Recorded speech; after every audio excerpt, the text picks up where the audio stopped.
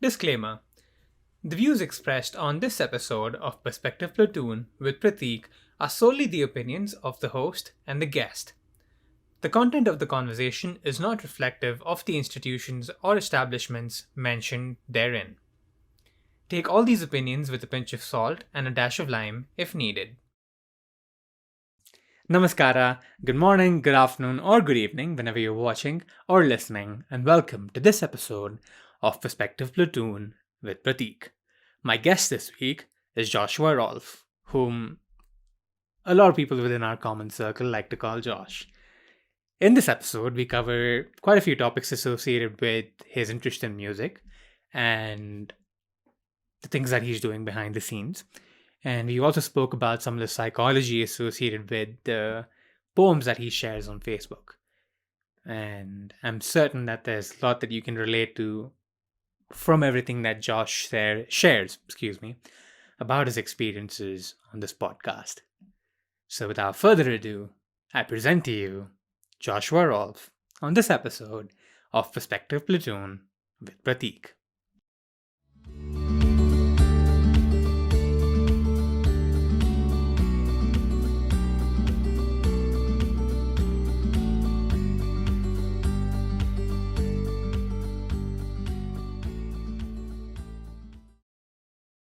Hey Josh, how's it going? It's going all right, sir. How are you doing? Doing good, doing good. Before we get started, let the people know who you are, what you do, what you like, what you don't like, and yeah, the whole spiel, whatever you're comfortable sharing.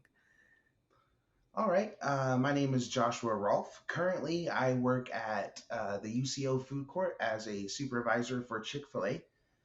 Um, I like music. That's my main passion, and one of my main goals right now is to learn more about that. And I dislike people who are mean to other people. And other than that, I'm pretty chill with most things and most people.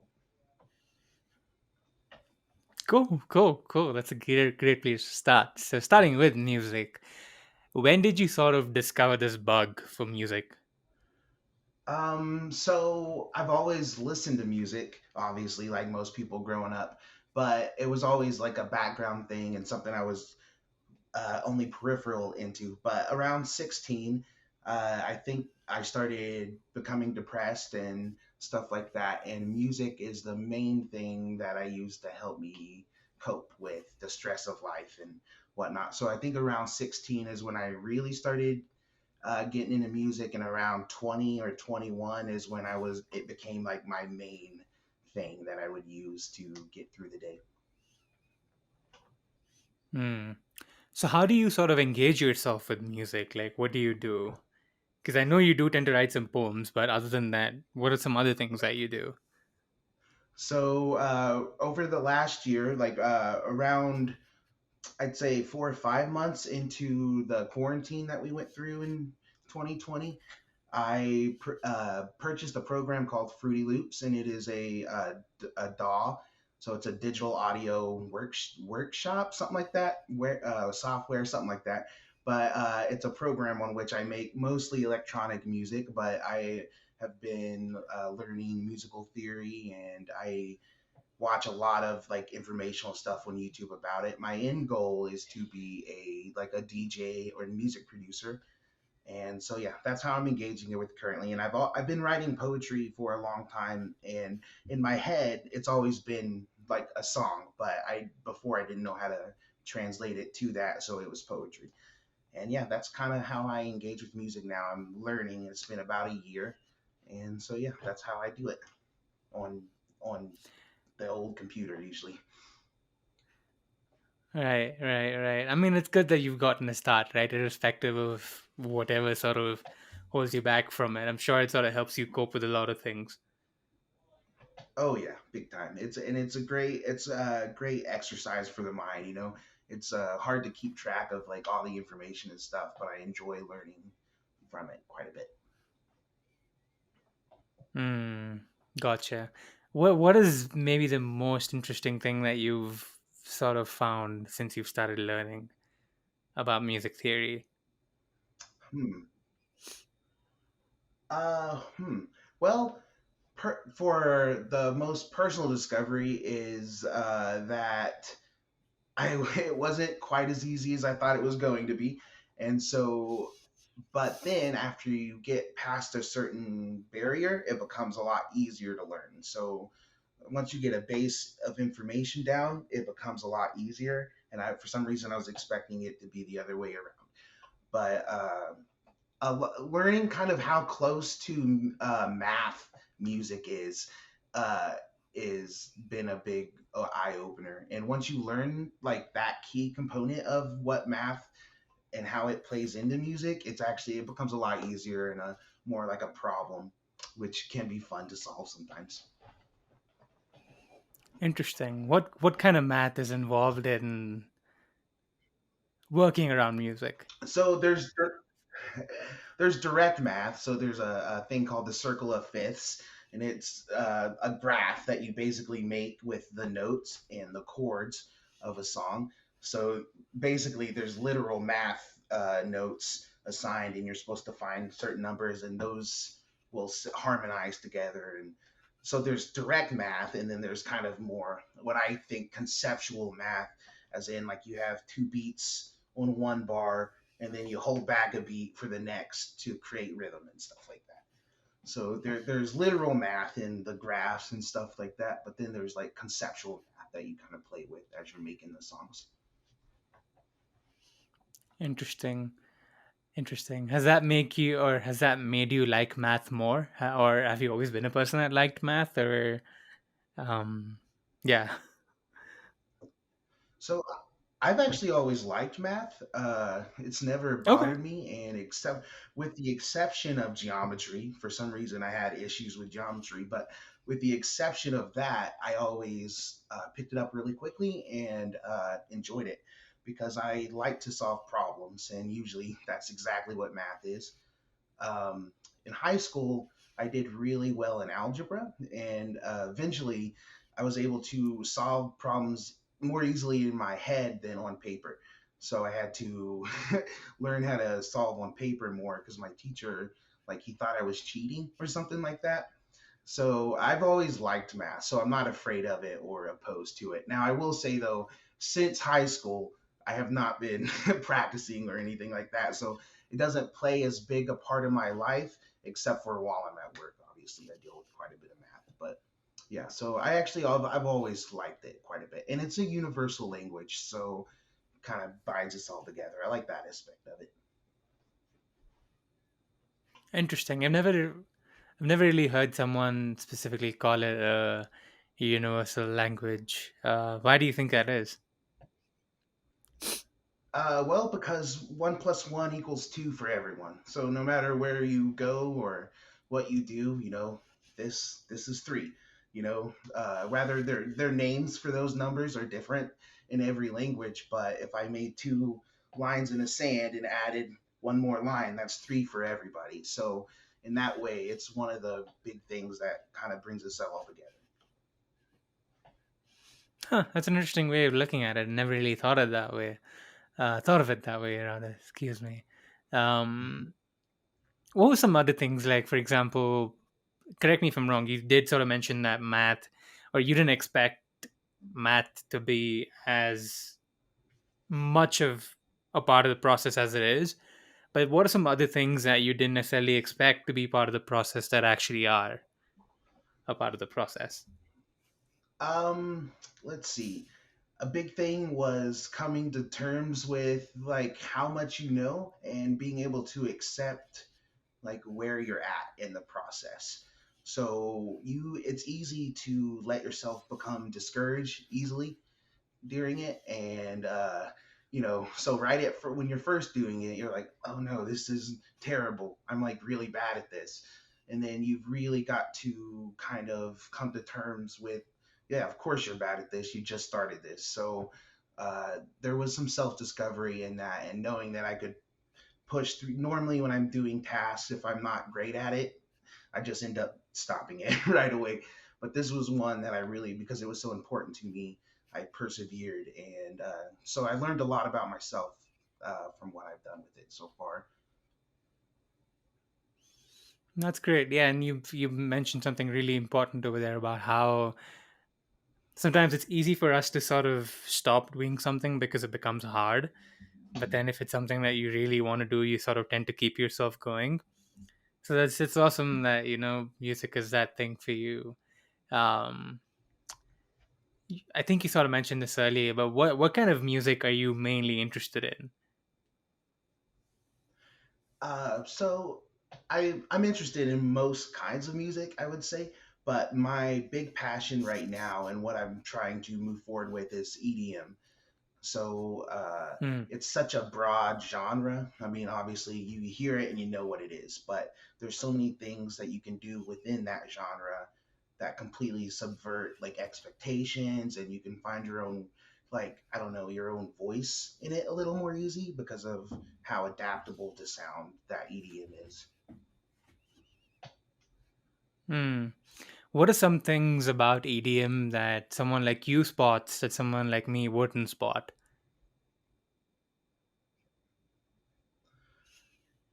Let's see.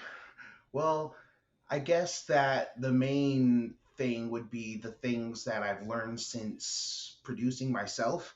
So I can Hmm. now hear a song, not like I don't do it perfectly, but when I hear songs, I can kind of see how it was being done a little bit, and would be I could translate it to the real world or to my own DAW effectively. So, and I'm also keeping an eye out for like different parts of what a song is. So, like a lot of times I'm listening for the arpeggio of a song to see how that's done. And most people, when they're hearing music, they just hear the whole thing as one. Whereas now I'm kind of picking it apart and listening to the different parts so that I can learn from it. Hmm. How much does all of this require attention? Because I think attention is something that, unfortunately, because of the world we live in right now, I guess with social media and all that, is something that is not long enough. At least our attention spans, I should say, are not long enough, generally speaking. So, how does like paying attention play a role in all of this? Well, it definitely, if you're trying to learn from it, it definitely is like the key thing is to pay as much attention to it as possible. Get it as loud as it can, press it in, just really focus on a part of it. And so, yeah, you have, and especially to like learn the production side of it, basically, you have to be willing to work on an aspect of a song for 2 or 3 hours. And then at the end of it, you have something slightly better than when you started before, but that's an important step to the end component. So you really do have to be able to focus in and not let yourself get distracted. But for me, I don't know if it's maybe because I grew up like before cell phones were like a main thing. I don't have issue staying focused on something for a long time, or the other way around. I can also switch my focus really quickly. And sometimes in music production, you got to do that too, because you're learning something and then there's an aspect of it that you don't know about and you have to go back and like relearn or whatever. So, yeah, it definitely takes an intense amount of focus to do it, because you could be working on a project for like 10 hours in one day. Right, right, right, right. And how do you personally sort of evaluate progress in this case? Because you said that, for example, it takes 3 to 4 hours for you to come out with something that's slightly better, but then you know in your heart of hearts that there's a lot more work that needs to be done. So, how do you sort of evaluate progress for you as you're learning it and for you as you're making something? There's a couple ways. One is like when you're listening to your own stuff back, how does it make you feel? So when I first started, it was cool and stuff, but it didn't ever make me feel any like emotion, which you're supposed to elicit with music.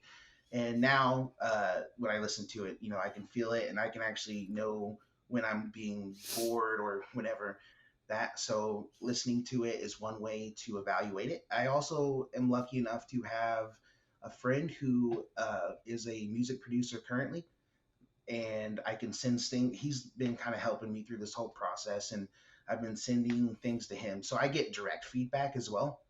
And that helps a lot with progress evaluation because usually when you're listening to your own stuff, you're either going to be too harsh with your judgments or you're going to be like, this is the best thing I've ever heard. And that's probably not the case, especially when you're starting out like I am now. So I intensely listen to my own stuff, and judging myself is something I'm very familiar with. So I do that a lot. But I also have people I get direct feedback from that actually kind of know what they're talking about more than I do. So that's how I've been kind of evaluating my progress. That's awesome. That's awesome. You sort of mentioned something about the work that you do and how it can elicit emotion. Generally speaking, why do you think music has that ability to elicit emotion so much? Well, now the science behind because basically there are certain tones and arrangements of tones that that elicit emotion.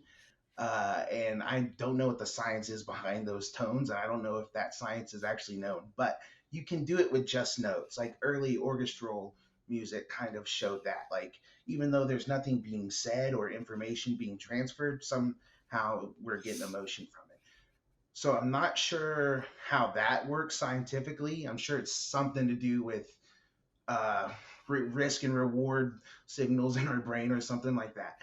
But as far as like when you're adding lyrics into a song, uh, there's a lot of way. Like one, of course, is the association with lyrics. So if someone said something in a song that you can relate to, that's one of the strongest ways to elicit emotion. Because especially in the format of a song, because we're not culpable for anything. We're just listening to it, so we can relate really easily to what's being said and conveyed. But also, just with brand new emotions, there's ways to learn from experiences that you've never had, and that can also elicit emotion because you're being put in a state of mind that you weren't in before, and maybe think about things in a way you hadn't before. Hmm, definitely, definitely. Sort of touching back on your sort of path on learning more about EDM and just learning how to produce it. What do you think is missing in the EDM space that exists today? So not to make it about race, but most of the EDM producers tend to be white males. And that's not a Hmm. blanket statement, but that's like the largest portion of EDM. Now you have people like Right. Major Lazer, and I think Jax Jones may be biracial. I'm not sure, but as someone who is biracial, that's why I bring it up. And I think we need to see a lot more culture in mainstream EDM because a lot of it is either from the UK or from America produced. And you kind of only get two voices with that. So I think the main thing that's missing is diversity. Hmm. Interesting. And how can culture sort of influence EDM, in your opinion? Well, well, one way is just sound. There are sound designs that you can actually pick up from what culture they're from sometimes if you know the music well enough. There's some music, like EDM music, that comes out of India that I could probably tell you that that's where that came from just based on sound, even without voicing or vocals like that. So just the instruments that people from different countries and stuff that are accustomed to will make their way into songs, even if it's like synth adapted or stuff like that. And stories as well. I think that's the biggest one that you would see kind of come into people from America don't have the same stories as say people from South Africa would. So if we could get more people from the different places becoming more mainstream, then I think we could all learn more from it. Hmm. And again, you make an interesting point there about music telling stories. So for you, how does music tell stories? Well, I mean, you can literally tell her stories. There are big Right. songs like Bohemian Rhapsody is one of the ones that come to mind, where it's a 6 or 7 minute long song, and it's all about a guy making a choice that basically ends up being his downfall. And Johnny Cash, I think, was one of the biggest storytellers with music. Like almost all his songs are one story that he's telling from beginning to finish. But you can also, like, say with rappers, it's not just a story; it's the whole story. Your whole life story is in an album or whatever. I'm actually working on a project right now that is a also complete story that I'm hoping to have video and different elements into it that you have to go hunt down, like a ARG, if you're familiar with that term. But so you can literally tell one story in a song, or you can the music can be your story, and you can tell it different aspects of it. Or even like I said, even tones can tell a story if you don't have lyrics in there. So you can just move people if you would like, and I think Right. that's one of the best parts about writing music is the stories that you can get from it. Right. Right. Right. Well, I guess I should have asked the question better in the sense of with EDM music. Well, a lot of them tend to have lyrics. There are a bunch that also don't have lyrics. So, how much of it do you think is also the projection of what somebody is listening to? I know it's very meta psychological, I guess, but yeah, just wanted to hear your opinion on that. No, I absolutely understand what you're saying. So yeah, like in the case of songs that are just instrumental or whatever, a lot of the times the maker may have a story in mind when they're making it and the progression of the song, but the listener gets something totally different, and that honestly happens with lyrics too. In fact, for the most part, lyrics are meant to be kept vague enough so that you can project your own story onto it, and that's one of the biggest connections with music that people make. The thing that the writer was writing about isn't necessarily your story, but you're projecting that onto the words or onto the sounds. So like there are certain tones and stuff that you can elicit like a sad emotion from, and then when the person hears it, they're thinking of someone they lost or something they're not getting back at some point. Mhm. And how much of making music is about being vulnerable as a person?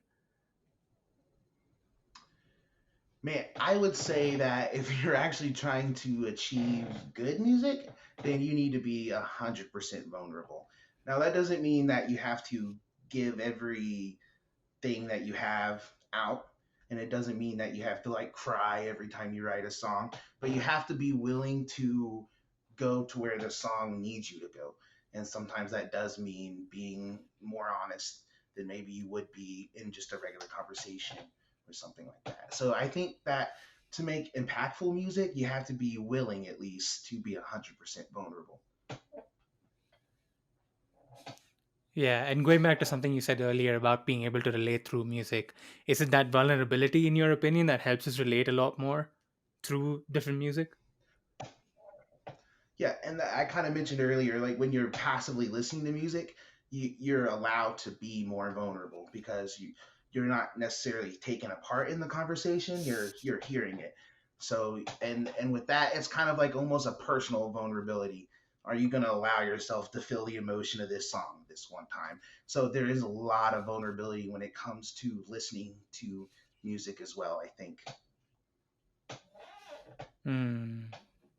And speaking of vulnerability, I wanted to sort of touch on some of the poems that you write. And again, you can sort of, if you're, you can just share what you're comfortable sharing. You don't have to go into too much depth if you don't want to.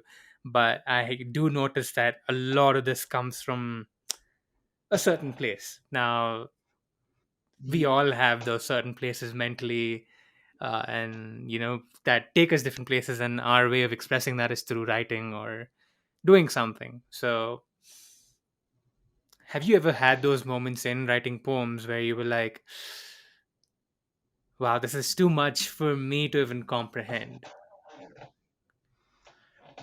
Let's see.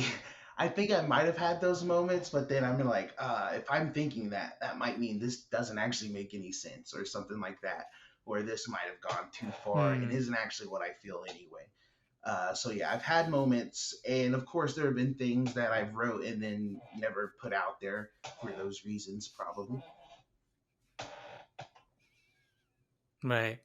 And how do you sort of make that distinction between knowing that this is actually what you feel versus knowing that maybe some of it is just, for the lack of a better word, fabricated through the way that you're writing it? Yeah, huh? That's a good. I've never thought about that before. I guess I just go with intuition, and intuition's not always right. It's not always wrong. So I just kind of feel what I feel, and I put that out there. And sometimes I know this isn't it. You know what I mean? And so I just kind of feel my way through it blindly, I guess. Hmm. And so maybe this goes back to like the initial stages of, I guess, you writing poetry or sharing it. But what made you start sharing it on places like Facebook? Let's see. Well, for a while I would just write it, and I guess most people just want their voice heard. Now, how people react to that can be what they wanted or not what they wanted, and a lot of times they didn't want anything at all. They just wanted to put their voice out there. So I think that's probably what it was. I don't even remember starting to do that. You know what I mean? So I remember, I Hmm. do know distinctly there's a time when I didn't, and when I did, but I couldn't tell you when that happened or why that happened. I just kind of started doing it, I think, as a way just to put it out there, get it on paper somewhere, I suppose. And internet is the new Hmm. paper. Very true. Very true. Internet is definitely the new paper in a lot of ways. um, do you ever, because reading through, like whenever you post them, they're very deep. Like they, like we mentioned, it comes from a really, again, for the lack of a better word, like from a guttural place. Yeah. Do you ever feel that sensation of oversharing at times? Or has that never occurred to you? Because you don't necessarily worry Uh, about what people make of it. so yeah, I would say that most people would consider a lot of it oversharing, but that comes from, I think, mostly of a culture of us making things that should be talked about part of oversharing. So yeah, Hmm. they're a little much sometimes, and but sometimes I'm feeling very strongly about something. Uh, I In my personal life, of course, I pick appropriate times, but I try not to hold back anything that is of that nature in real life, and so I don't really do it on the internet. Now, while I'm in public, I don't just start reciting poetry. That'd be a little weird. Right. But you know, that's so I put it there. But in my personal life, I'm pretty open about the kind of things that I'm feeling and how I deal with them and such. And again, you mentioned something really interesting over there about not holding back. How important do you think it is for us to realize that fact that holding back is actually not healthy for us as people? Oh man, it's so important. One, there's so many conflicts that could be resolved with just being open with one another. Um, and again, just on a personal level, holding anything in can eventually create things like resentment or despair or things like that, and can stop you from getting the help that you may have needed. So it's very important. Now, I wouldn't say express every thought you have in your head, because that could be the opposite of what you actually needed. But it's important to relay your feelings to, especially to the people that it would matter to, and the people that really care about your health and well-being. So it's very important to be open about those things and being willing to let other people be open to you as well. Right, right, right, right. How, well, Yeah, how does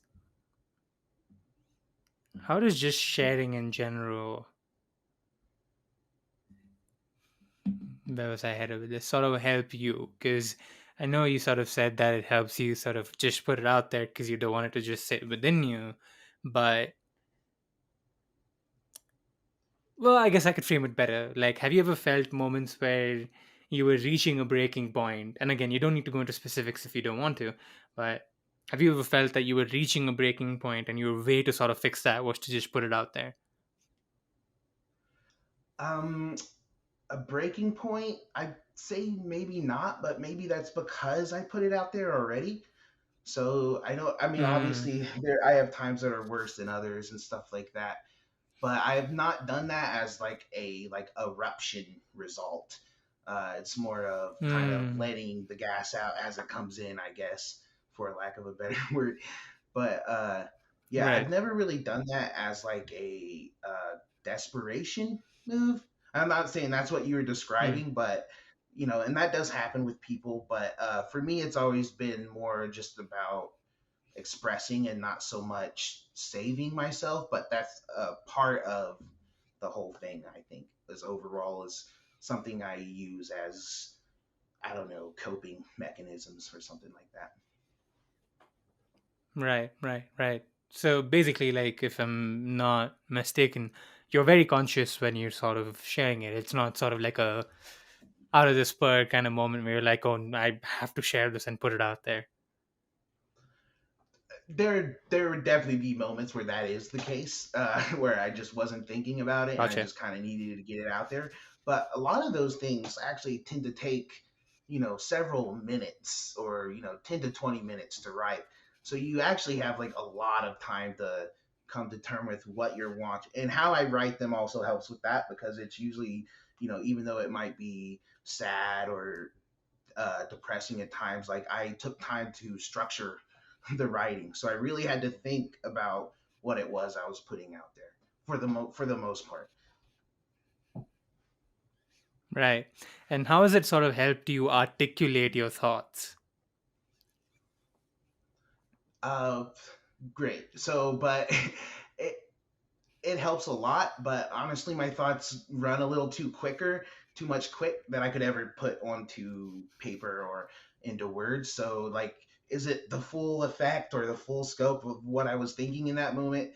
Definitely not. But I wouldn't be able to keep up with that anyway. But it usually I get through the broad strokes of what the idea was or what I was thinking Excuse me. about at the time. Hmm. Gotcha. Gotcha. Gotcha. Yeah, because I think a lot of the times, and like you said, like it does happen to people to where they just share it because they feel the need to just let it go. Maybe this is a weird question to ask, or maybe not, I don't know. But how much of letting go in general, and this can be from a broader aspect, doesn't necessarily have to be just associated with your poetry, but or how do you feel, or well, not how do you feel, but do you think that letting go is controlled in a lot of ways? And can that be healthy or unhealthy? So it depends on what you're letting go of. Uh, I think that letting go of, say, grief can be helpful for people who are being consumed by it. But at the same time, there are people who let go too early and don't actually ever grieve properly. So, in the case of grief, I would say that there is like almost like you have to find that moment where it's okay to let go. Because if you do it too early, it's unhealthy. If you wait too long, it's unhealthy. So, in that case, in like a case of like that, yeah, I would say that it could be both, honestly. And I think that's the case with most of the things that we go through.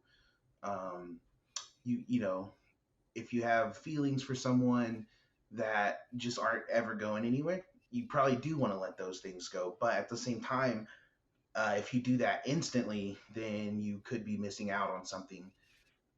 So it it's kind of, I think, a person to person case. There's no yes or no answer to that question. It's like sometimes yes, letting go is the right thing in that moment, or sometimes you have to hold on to a little bit in order to learn from something. Because if you let go too early, it could be a block on learning what the actual lesson was meant to be in that moment.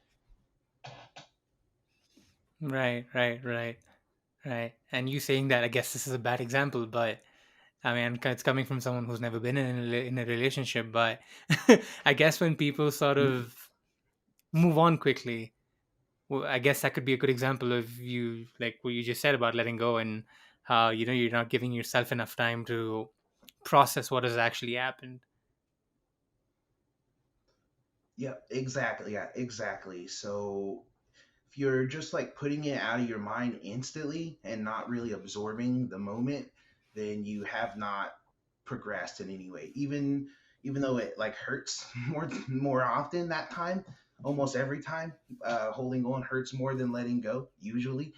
But uh, if you don't learn from that moment, you're probably just going to do it again and again until you actually take in what you needed to take in the whole time. And conversely, if you hold on too long, you stop yourself from making that progression in a different way. You're not allowing to actually learn. You're just holding the lesson in your mind for like ages. And so you have to be able to let go eventually. Right, right, yeah, for sure. Because in in the grand scheme of things, letting go is definitely something that we all need to do when it comes to something that is consuming us as people, for sure. But then again, you said something interesting about, it's sort of like you're hurting yourself, but it's something that you need. So to maybe sort of put a spin on that and sort of going back to what you said earlier about something that you don't like, this is maybe a little convoluted. And please, like, sort of let me know if you don't understand what I'm saying or if it's too convoluted. But how much of people being rude to each other is them just being in a bad place and not understanding that they're in a bad place? Yeah, there's an expression, hurt people, and it just means that Right. usually if someone's lashing out in a way or hurting someone else, that they're themselves are in pain and maybe the same way, and they're just transferring it. That's what a lot of that is. And I learned, I grew up and I was bullied a lot growing up for being overweight, and like for a long time I resented that and I hated it. But again, I had to let go of that to be able to lose weight eventually, and I put it back on and stuff like that. And that happens, and that's another thing that you have to be willing to deal with.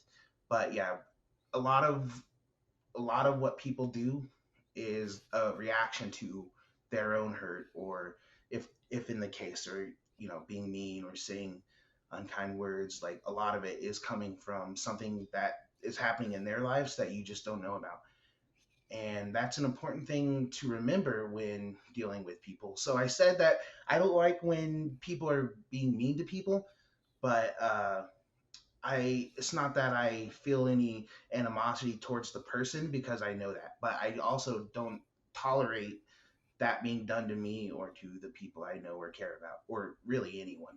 So, but when I'm dealing with those situations, I always keep in mind that that person is also in pain right now, and you just don't know what that pain is. Right, right, right. Exactly. Because I think it's very easy for us as people to sort of just lash out, right? But then maybe part of it goes back to just sort of pulling yourself back and just sitting with the thought for a little longer before you actually lash out or do something stupid, for the lack of a better word. Um, yeah, it's just sort of how much of the world right now feels like hurt people just hurting each other. I guess it's a dark question to ask, Uh, but well, I mean, it's an important question to ask. I think right now, yeah, yeah. things are crazy, and as a result I've had to like really limit how much I take in of that, because it's important to be informed, but at the same time I'm going to make my own life worse by taking in other people's pain at a constant rate, because there's no way to avoid it.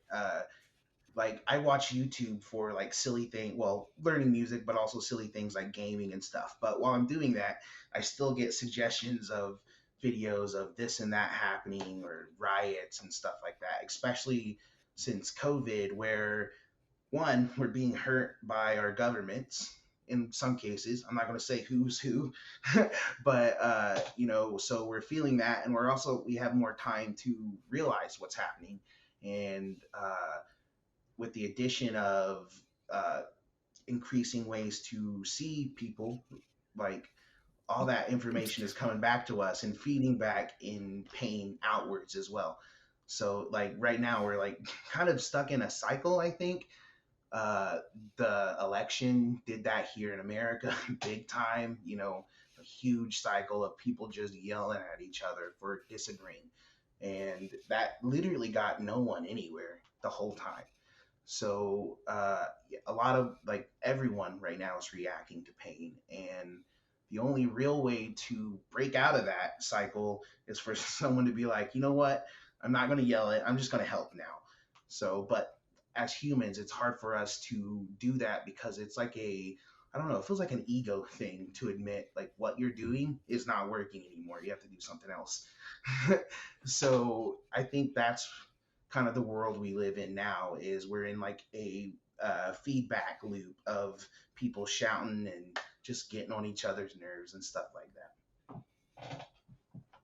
Right, right, right, right. Very true, very true. How much of it, since you mentioned ego, how much of it do you also think is just ego, like where people are not willing to understand that what they know is not absolute, and that there's probably something that they don't know that might actually be true?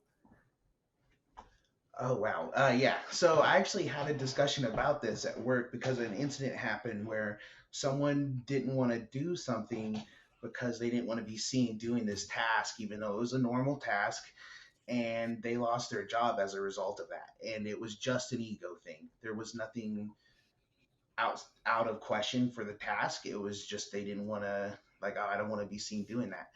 And I'm just like, one, no one really cares. Really, the person that cares most about what you're doing is you in the end, everywhere you go. So, like, we're literally creating scenarios for ourselves where only we really care anyway, but we're projecting it as if, oh, everyone cares.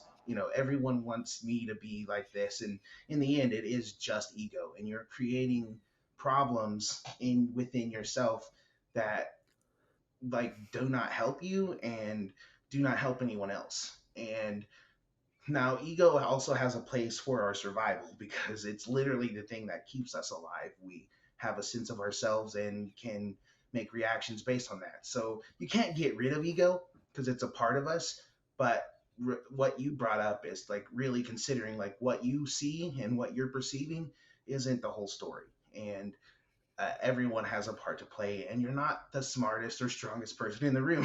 Sometimes like just admitting that to yourself can be really hard but also very beneficial. Right, right.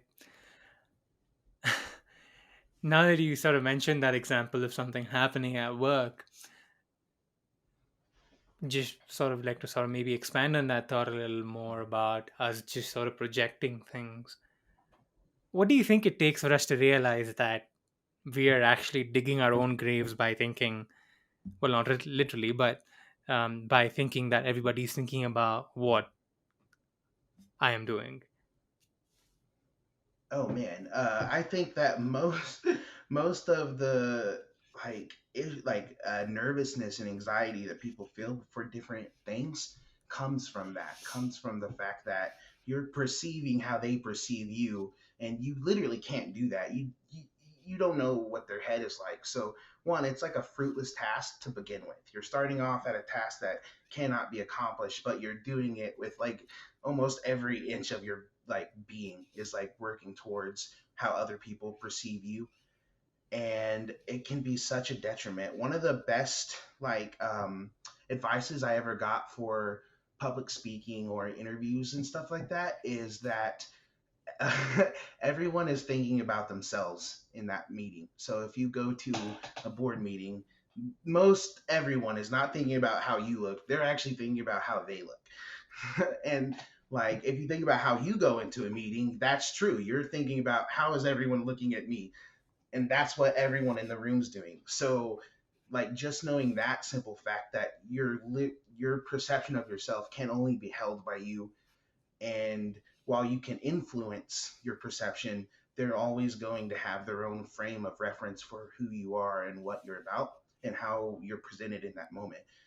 So I think that just letting go of thinking about how they're perceiving you and just think, how can I do this task or do whatever the best I can without thinking about how will they see me doing this task?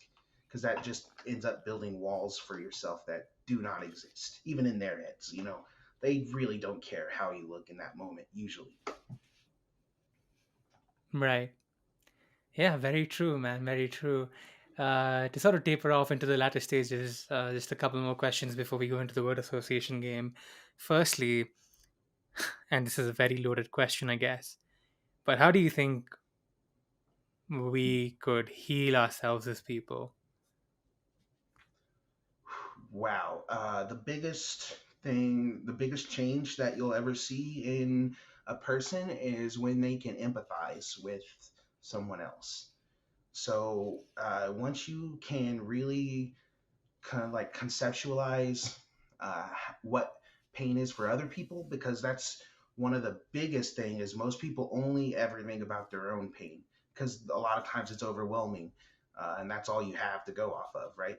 But once you're able to conceptualize where other people are coming from, their points of views, how they grew up, like it's building all of this becomes empathy eventually. And once you can feel what they're going through, that's when you actually make a change in yourself to be better, to not hurt others. And what, even if it was something you weren't consciously thinking about before, if you get information, I'd say one of the biggest examples is the transgender community. So here in America, we did not want to call them him or her, whatever their preferred nomenclature was. And for a lot of people, that's second nature. That is the order of things. And they're like, well, I don't see why it's such a big deal. But if you're able to kind of um, be closer to, like, think closer of how their life is and all the struggles they've gone through, it becomes a lot easier to make a simple change in our lives that makes a way bigger change in the lives of others. So I think just practicing empathy is the biggest way to for us all to come together and do less to hurt other people. Beautiful, beautiful. Um, and to sort of go back to sort of ask a final question about your sort of journey is working on music and things like that. I guess this is too far fetched to ask, but what's the ideal thing that Josh wants to be doing with music after a certain point? Okay, so I have basically, the end goal is to live my life making music. And what I really want is to transfer what music has done for me to other people like me. So it has really allowed me to feel joy in moments when I thought like that wasn't possible. So I really want, that's my main overall goal, is to help other people. But I have like a couple of like goals that I would like to reach as a part of that. And one is I have a song in mind that I want to write, and it has to do with someone I lost, like a mother to me. She's not my biological mom, but she's very much my mom. And I lost her to cancer a few years ago. And one thing I want to do is I want everyone to know her name and know what she was to me. So that's like one small goal. And then the other like goal is one day I would love to play a show, turn down the music, and everyone's singing the song that I wrote. So, like, and ideally that'd be like an important song and not just some, turn down for what kind of stuff. But, those are my two goals. But mainly, I just want to help people who maybe don't feel like they have a way to get help in the moment. That is wonderful, and I hope And I wish that it all works out for you in that way. Thank you. And thank you so much for answering all of these questions. I appreciate you Of sort of digging course. deep and sharing everything that you did. We're going to transition into the word association game, Okay. which is called Bish Bash Bosh, which basically means where I will give you I'll give you five different words, Okay. one word at a time, and you have to respond to each word in three different words or three different phrases. These can Okay. be the first things that sort of call out to you as I say that. So, for Okay. example, if I was to say music, what are the three things that sort of come to your mind? Sort of like that. Uh, Does that make okay. sense? Yep. Do you want me to do a practice on the Cool. music one? Sure. Yeah. Why not? Might as well. Okay. Love, life, and learning. Three L's. I didn't mean to alliterate, but I guess I did in that moment. Hey, that's sometimes it's just the beauty of the way we sort of express things. That's wonderful. But the first word for the segment is differences. What are the three things that sort of call out to you when I say the word differences? Good, learnable, to bring that word in back, and important. Hmm. What are the three things that come to your mind when I say the word nuance? Nuance. So I want to say skill, um, finesse, and understatement. Hmm. Interesting. What comes to your mind when I say the word learning? Learning. School. It's a big one. People Hmm. and experience. Hmm. And what are the three things that come to your mind when I say the word empathy? Empathy. Uh, Love. um, Growth and harmony. Hmm. And the last word for this segment is similarities. Similarities. Also good. uh, Patterns and comparison. Wonderful. Thank you so much for playing along on this segment of Bish Bash Bosh. Just two more questions before we get done. All right. The first one being, how do you relate to people? How do I relate to people? Well, I use humor a lot. So one of the Hmm. things I like to do with training people and getting to know people at work is I use my humor, uh, and this helps one let them know I'm not there to, be a negative force of any sort, and that also allows them to open up a little bit because they feel a little more comfortable with me, and allows me to connect with them a little easier. And so then, you have a joking conversation. You do that enough, eventually you have real conversations with people, and that's how I connect. For sure, for sure, and that's something that you definitely did when I started working there too. So I'm definitely very thankful for you for doing that because, like you said, it definitely helps sort of bring your guard down. Because a lot of the times, I think, especially as international students, you sort of have a guard up where you're Oh like, yeah. oh, I need to Mhm. sort of be very careful about what I do and so on and so forth. So like having that sort of open environment was great. So thank you for that. Of course. And the last question, which is not, yeah, the last question, which is not really a question, but more of a request, if you will. Um, if you could share something positive or something that keeps you going every day that you'd like the listeners and the watchers to sort of take away, feel free to share. uh, that no matter where you are or what you're doing, how you feel in that moment, there can almost always be joy found somewhere, no matter where you're at. And sometimes that has to be enough. That is deep, and that's a great way to close this off. Thank you so much, Josh, for taking the time to do this. I appreciate you sharing everything that you did because definitely it was definitely a deep conversation for me to sort of just understanding all of these things and sharing it all and putting it out there. So thank you so much for sharing all of that. I really It was my appreciate it. pleasure. It There we was go. my My the pleasure, Chick Fil sir. A, my pleasure. Yeah. Yeah. I thought I I might do a fake out and Of do course. you're welcome, but I thought that'd be a little weird.